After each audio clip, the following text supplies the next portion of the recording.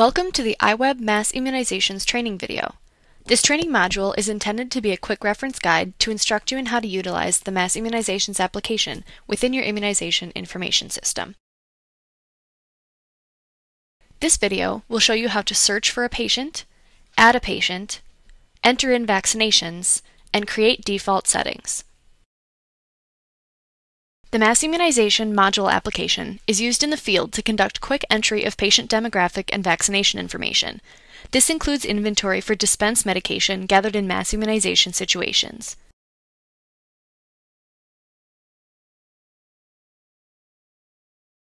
Once you have logged into iWeb and accessed the Mass Immunizations application, the patient search screen will then appear. In order to search for a patient, it is required that you enter in their first name, last name, and birth date. Once you have entered in the patient search criteria, you may then click Search. Today we will search for patient Tommy Test.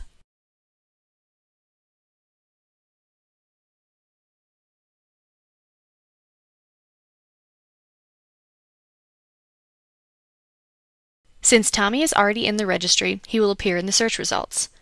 Select the arrow next to Tommy's name to take you to his demographics page.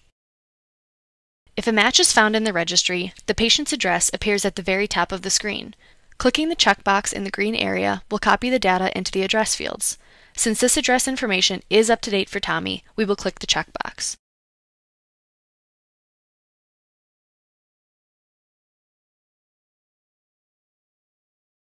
For this demo, we are going to select the pandemic flu for our campaign. A campaign is simply a name for the mass immunization event you are participating in. We will now select a tier for Tommy. The tier defines the priority level of who should get vaccinated first. Tommy falls under the Tier 3 category. This means he falls within the general population of children aged 3 to 18 years old without high-risk conditions. Tiers can be defined by those with administrative access to iWeb.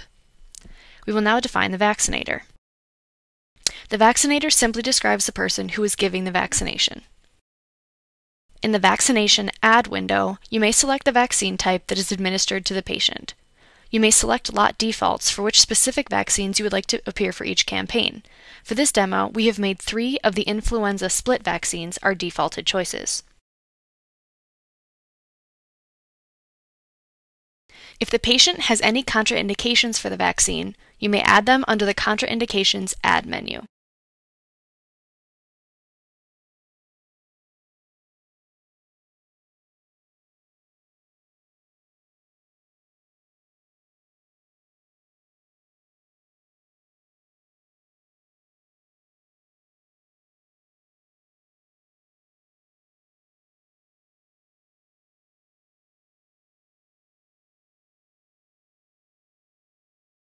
We will now learn how to set up lot defaults for the vaccines we would like to appear for each campaign.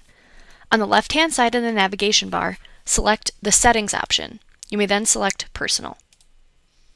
Under the lot default settings, we see the 3 vaccines that we have previously set up to appear for our campaign. You may go in and edit or delete these vaccines at any time. You may maintain up to 5 vaccines at a time as your default. We will now add an additional default vaccine. We would now like to add the preservative-free split influenza vaccine for children 36 months and older. You may then select the manufacturer, and the rest of the fields will auto-populate with the respective information.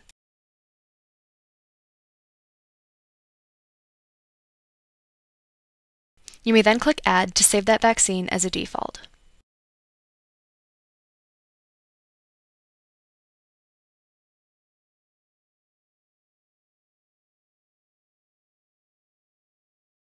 We will now learn how to search for and add a new patient who is not in the registry. Today we will search for Tommy's little sister, Tina.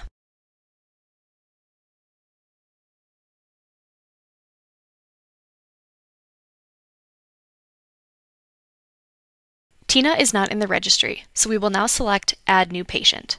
The required information from our initial search will already be pre-populated into her demographics page. Since Tommy and Tina are siblings and live at the same house, we may click the checkbox to copy family information from previous patient. This helps to save time and eliminates the need to retype the same information again for multiple family members. We will select the same campaign, tier, and vaccinator information as we did for Tommy. Tina will receive the preservative-free vaccine that we had previously added to our default list.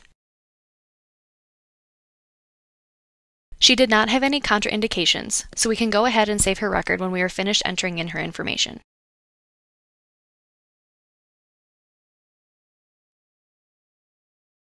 That concludes our training video. If you would like to receive additional assistance, you may choose to refer to STC's IMS client portal to find the most up-to-date user guides.